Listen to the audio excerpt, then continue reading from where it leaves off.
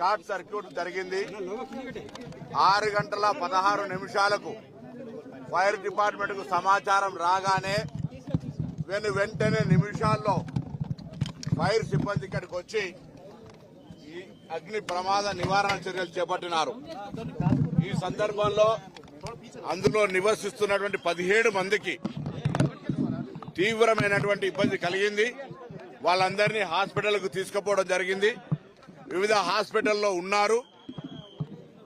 కొంతమంది మెజారిటీగా చనిపోయినారనేటువంటి వార్త ఉంది.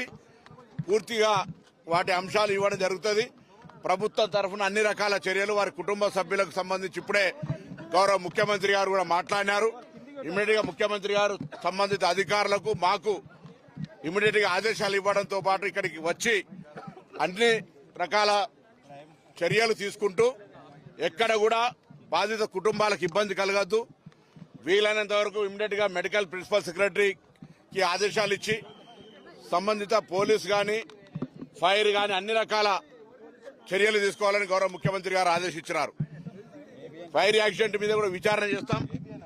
అది అన్ఎక్స్పెక్టెడ్ జరిగినటువంటి ఏం కుట్ర కోణంతో దాగినటువంటిది కాదు.